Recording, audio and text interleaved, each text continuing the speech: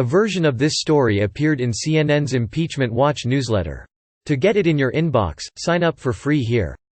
CNN two key Republican senators, Lisa Murkowski and Lamar Alexander, decided Friday to vote against hearing witnesses and seeking new evidence in President Donald Trump's impeachment trial.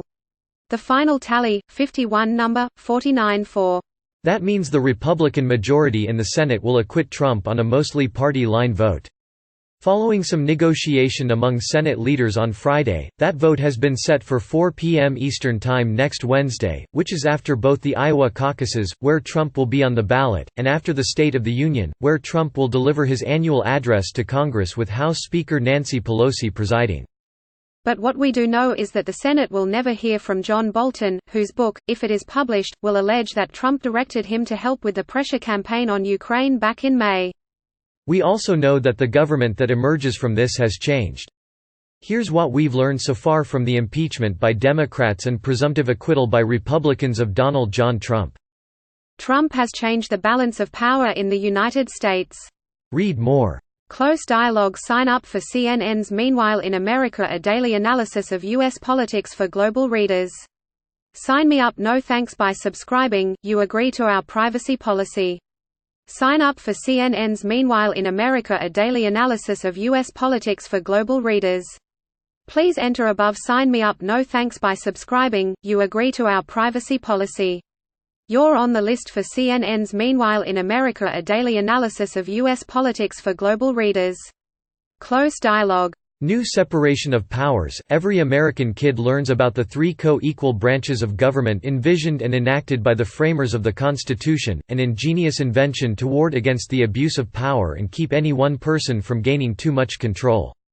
Trump did not act perfectly. People are welcome to debate whether Trump has too much power and whether he abused power by using tax dollars to pressure Ukraine to investigate Joe Biden over unfounded and false claims of corruption. Republican senators like Alexander, Marco Rubio and Pat Toomey admit that Trump didn't act perfectly, although they elected to stick with him rather than remove him from office. A newly empowered presidency, but what's absolutely clear from this impeachment is that the presidency has risen far above the other branches of government, freeing the occupant of the White House from the system of checks and balances designed to constrain him. The Senate ceded power by declining to call witnesses or hear evidence against Trump. His attorney Alan Dershowitz claimed new and expansive power for the president by arguing the president's personal interest in re-election can be synonymous with the national interest. The Senate granted that power to the president by acquitting him. Representative Adam Schiff, the lead House impeachment manager, called this a descent into constitutional madness. More power, but Schiff's warnings didn't matter, since Republicans frustrated by Trump's behavior decided not to act against him. The president now has new power until a president, in the future, is checked. If you don't think Bernie Sanders, were he elected, would use executive authority seized by Trump, you should give it some thought. Also read this story about his campaign assembling a list of things he could do via executive action, just as Trump did in his first 100 days back in 2017. There are new rules for U.S. politics. New precedent set. There's a second way this impeachment, and Trump's ability to stay in office afterward, has changed the country. It is now presumably okay, in the eyes of the Senate, for a president to use his office and U.S. foreign policy to do political harm to his rivals. Trump has argued it was absolutely above board for him to seek political help from Ukraine. And he's asked China for the same kind of help. Democrats continue to howl about it and some few Republicans complained in statements on their way to acquit him. But there is, as Mitch McConnell would say, now precedent for it. A pattern of asking foreign governments for help. You might argue the precedent came in 2016, when Trump publicly asked Russians to hack Democrats. Plenty of Democrats wanted to impeach him after the Mueller report was released. But it wasn't until he more actively sought help from Ukraine and used taxpayer dollars to do it, that impeachment reached a tipping point. That impeachment failed could mean he will feel no compunction about asking foreign governments for more help in the future. Trump tainted Biden. When Donald Trump picked up the phone to call the Ukrainian president, his goal was to push in the American public the idea that there wasn't something quite right about Biden's son being hired by a foreign natural gas company. That call caused his own impeachment. But it also unleashed the Biden-Burisma conspiracy theory more effectively than Trump could ever have imagined. His attorneys dedicated a good portion of his impeachment trial defense to it. Democrats would ignore at their own peril Trump's ability to politically slime his opponents. Donald Trump will stop at nothing. Trump has now faced and survived impeachment. The man who once said he could shoot someone on Fifth Avenue and not lose political support now knows that no matter what he does in office, his party will rally behind him. That's not an overstatement. Trump sees nothing wrong with pushing a foreign government to help him politically. So he'll do it. Trump has tested the Constitution and survived. The only way to end his presidency is at the ballot box. Trump owns the GOP. Some few Republicans have criticized Trump's behavior. Lamar Alexander called it inappropriate in the statement where he announced he'd vote to acquit Trump and let Americans decide who should be president in November. The question then is not whether the president did it, but whether the United States Senate or the American people should decide what to do about what he did, Alexander said. I believe that the Constitution provides that the people should make that decision in the presidential election that begins in Iowa on Monday. Of course, the Constitution doesn't give that duty to the people, exactly, but instead to the Electoral College, which favors red states. Two choices, acquit or remove. Marco Rubio said in a mind-bending statement that he assumed all the allegations were true and still decided to acquit Trump because, in part, it would further divide the nation. For me, the question would not just be whether the president's actions were wrong, but ultimately whether what he did was removable, Rubio said. The two are not the same.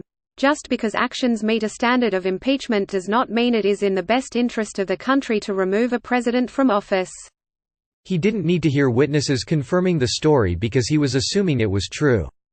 And he said there are other ways for Congress to contain the president, rejecting the binary choice offered by the impeachment trial. Those are nuanced arguments from thoughtful lawmakers.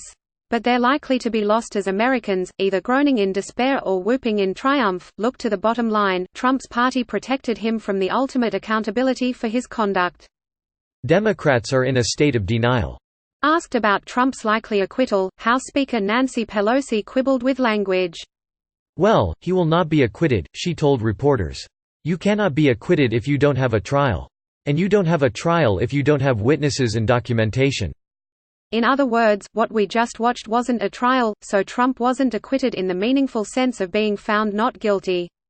The cover-up argument, Democrats will try to argue Senate Republicans and the White House covered up Trump's wrongdoing.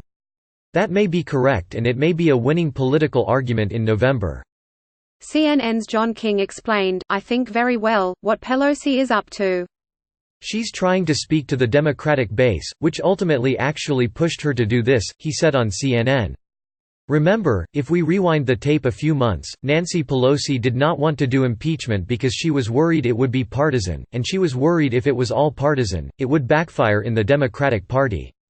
Now she's trying to tell the base, we impeached him, the Senate Republicans, Mitch McConnell, sham trial. That will be the Democratic argument. Trump will also have an argument. He's going to say I was acquitted by the U.S. Senate, King said. And if a couple of Democrats vote for that, even on one count, he's going to say I was acquitted on a bipartisan basis by the United States Senate. That will be the blaring conversation for the next week or so. It's actually an interesting question. Will it be the blaring question all the way through November? Democrats are unsure how to stop Trump. You might not have been paying much attention if you've been all in on watching this impeachment trial, but there is a Democratic primary going on. While every Democratic candidate agrees that defeating Trump is their number one priority, there are many miles that separate them in how to go about it. There's a middle lane, embodied by Joe Biden, offering a relic of the Obama era to undo what Trump has wrought. But there's also a left lane, embodied by Bernie Sanders and Elizabeth Warren, that would serve up a nearly socialist agenda of government programs as the antidote to Trump's nationalist populism. If their organizing principle as a party is to defeat a president who they say is threatening the fiber that holds the country together, they have not yet done a very good job agreeing how to go about it. Trump has generated a political gravity that leaves no room for dissent against him in the GOP. Democrats are still trying to find their feet. Democrats had to impeach Trump. Even as Trump as it was always pretty clear Trump would be acquitted, it should be equally obvious that Democrats had to impeach him. If they are to argue that he is a danger to the Constitution and to the Republic and prove that the GOP will do anything he asks, they had to reveal that fact. It's now up to American voters and the Electoral College to use that information in November. Trump's paranoia about a deep state is only going to grow. Trump survived impeachment, but he's not likely to be more comfortable with the government he leads as a result of the ordeal. He was convinced, after talking to business-seeking GOP donors and his lawyer, Rudy Giuliani, that his ambassador to Ukraine, Marie Yovanovitch, was out to get him. So he recalled her. His political appointees all followed his lead and refused to cooperate with the impeachment inquiry. But career civil servants at the Pentagon, the State Department and on the National Security Council all did, providing testimony that backed up the allegations of the whistleblower, the bureaucrat who raised a flag to Congress about Trump's behavior. Republicans and supporters of Trump have continued to vilify the whistleblower, who should be protected by law. Roberts refused to read the name of a person thought by some to be the whistleblower during the Senate trial, but it's clear from the repeated efforts to unmask the whistleblower that Trump's allies will not let this go. We will learn the truth about all of this. Arguing they had to act before the election, Democrats didn't wait for the courts to force cooperation by the White House. They just impeached Trump for what they knew at the time, in December, and took the case to the Senate, where the Republican majority voted its political interest and acquitted him. But John Bolton's book will ultimately come out, despite this latest attempt by the White House to stop it. All of the documents that likely confirm the storyline still exist. They will ultimately come out. All the people who refuse to testify will ultimately answer questions. And then we'll be left to figure out what to do with whatever else we learn.